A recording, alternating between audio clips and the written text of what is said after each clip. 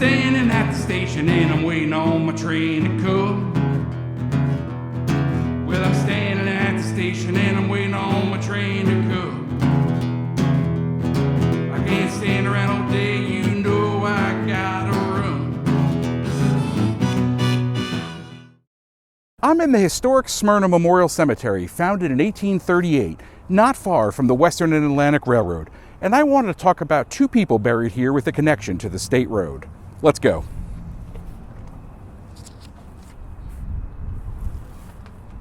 The first person I wanted to talk about is John C. Moore. Moore is best known to history as the first mayor of Smyrna, but his career in the public's eye dates to before the formation of the city, when he began working for the Western and Atlantic Railroad. Evidence suggests Moore joined the Western and Atlantic Railroad circa 1868.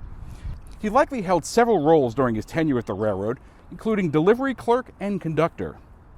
When Moore bought his homestead in Smyrna shortly after the Civil War, he discovered what he thought was the grave of a soldier. The plain mound had two pieces of plank sticking up from the ground. The following spring, he went to the grave to do some landscaping, and for 2 or 3 years he decorated the grave for Decoration Day. However, at some point he decided the soldier's remains should be relocated to a cemetery. So he procured a coffin and gathered some workers to help dig up the soldier. After the workers dug down about 2 feet, one of them struck the hoof of a mule. They soon found 3 other hooves, and Moore was said to be disgusted. However, he did remove one of the mule's shoes to keep as a keepsake.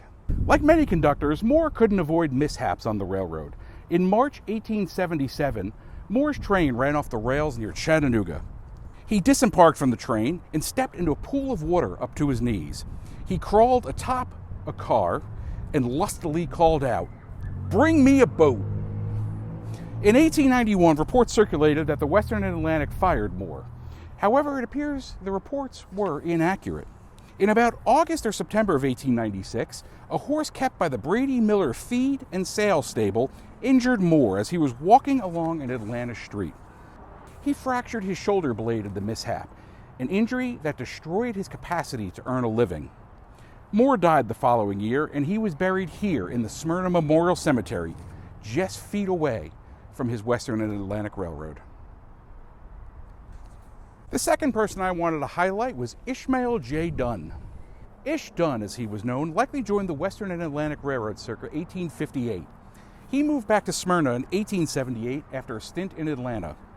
Like Moore, he lived on a farm in Smyrna and was at one time mayor of the city, likely before 1884. On his farm, he apparently grew corn and also had a vineyard where he grew grapes. Once, when a passenger offered to pay Dunn using a Mexican dollar, he responded, "My friend, I can't take that." The passenger said, "Of course you can't take it. Just turn it over to the company." In September 1891, Dunn left the Western and Atlantic, likely having resigned, though some reports indicate he was fired.